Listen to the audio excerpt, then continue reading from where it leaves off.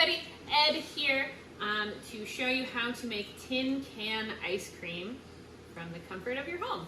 So there are two sort of sets of ingredients that you're going to need. The first set of ingredients has to do with keeping the ice cream nice and cold, so that's going to be ice. I've got a couple ice trays right here. And then also rock salt, which you're going to add to the ice to make it even colder. If you don't have rock salt, you can use table salt. It'll work about the same. The main difference between rock salt and table salt, if I can get a spoon, is rock salt has bigger chunks, so it's going to distribute differently into the ice than the finer table salt is. So if you have like coarse ground salt, you might want to use that over like standard really fine table salt. Okay, the other ingredients are way more exciting because they're the things that are going to make the ice cream delicious. So you are going to need milk, and it doesn't have to be 2%, it could be whatever you have. You are also going to need some sugar, which I have in this cute little container right here. And you are going to need evaporated milk. The other thing you can do if you don't have evaporated milk, but maybe you have condensed milk or sweetened condensed milk, it's the same thing.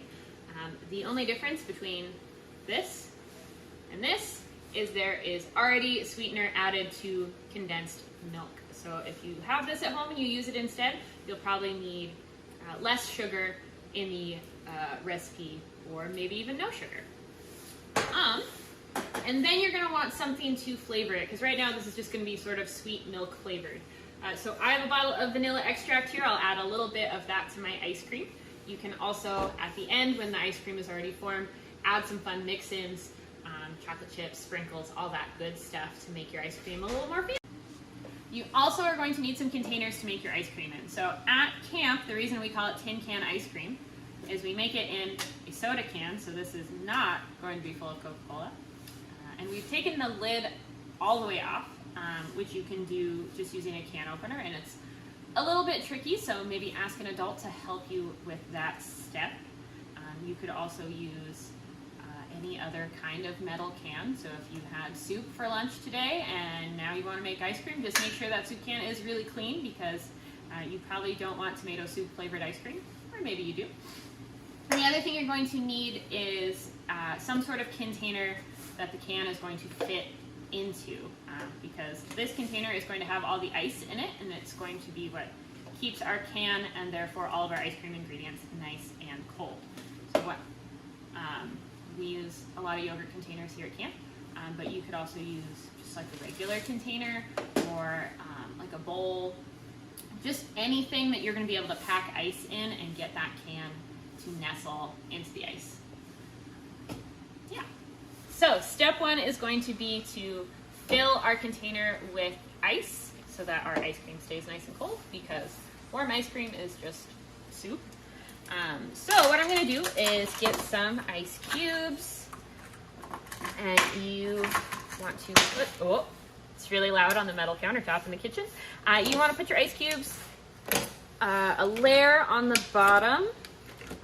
If you have like a fancy refrigerator that makes crushed ice, you might want to use that instead. And then what I'm going to do is, after every layer of ice I put in, I'm going to put in rock salt.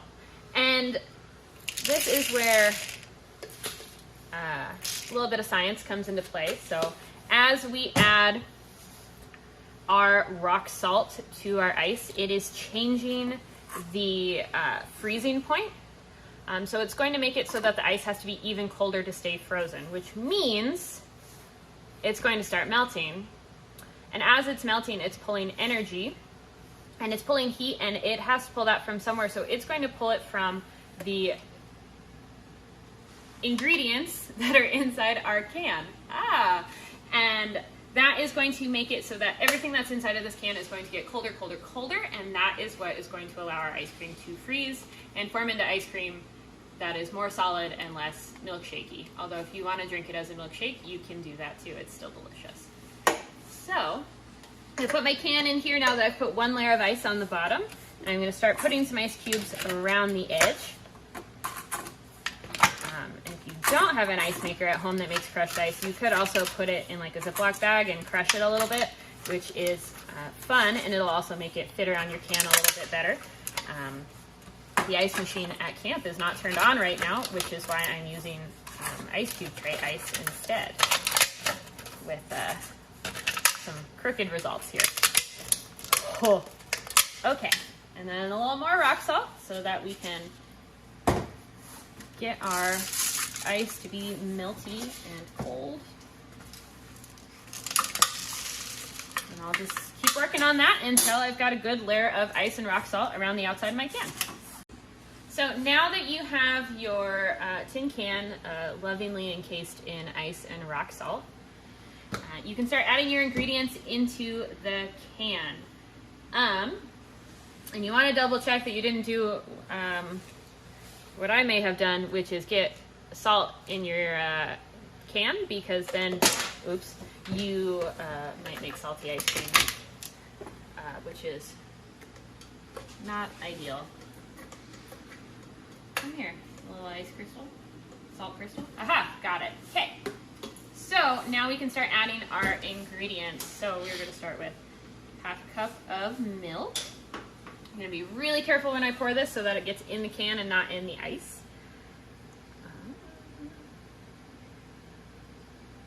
Oh boy, oh boy, okay. There we go. A cup of milk. Put our lid back on. And then a tablespoon of sugar.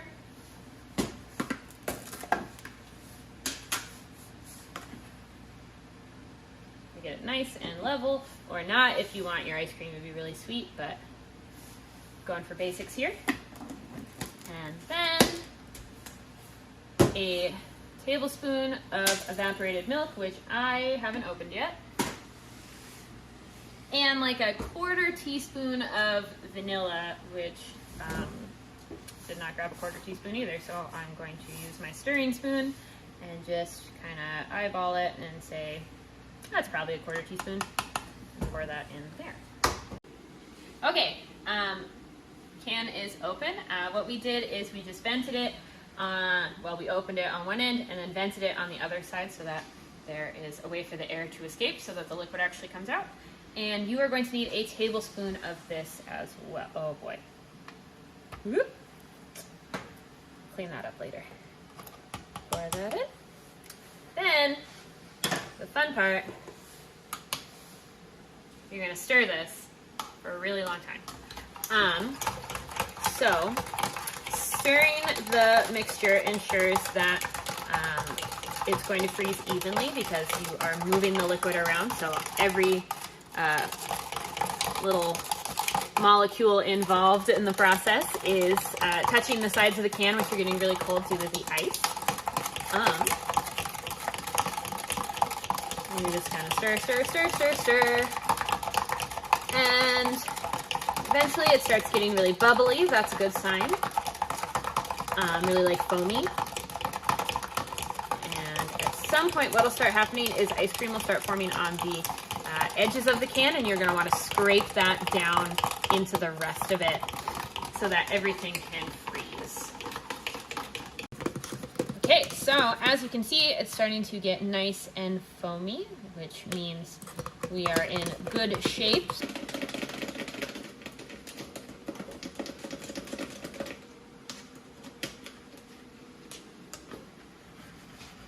Okay, so there's maybe some ice cream starting to form on the edges at the bottom, but the can is pretty dented from the size of the ice cubes, so it is hard to tell. Also, from time to time, as your ice starts melting down, you may need to add more ice or more rock salt so that things stay cold. Wow, my thumb is really cold where it's been resting on an ice cube.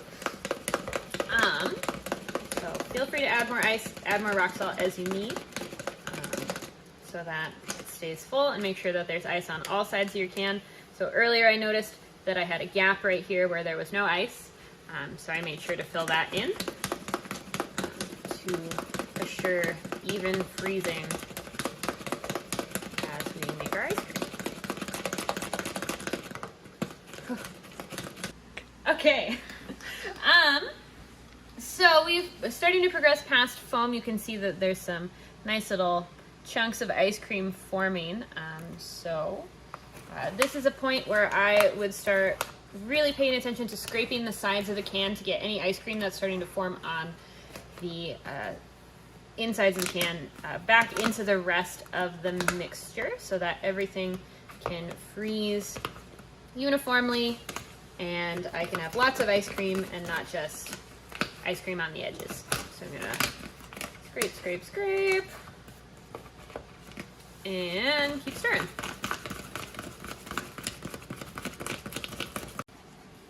All right, we're getting really close. So this is what I consider like milkshake or maybe almost soft serve territory. You can always stop here. But if you want, it will become more of a hard ice cream if you keep going. So it's up to you. Okay, so now I've got all this great ice cream to enjoy. And like I said before, you can add whatever you want. You can experiment with different extracts. You can add sprinkles or maybe like some fruit. I've seen people make huckleberry ice cream before. It looks pretty great. And it's a great thing to do while you're watching a movie because then you can look at something while you're stirring. I hope you had fun following along and making ice cream with me. Hope it turns out great. Hope it's delicious and hope to see you all soon. Bye!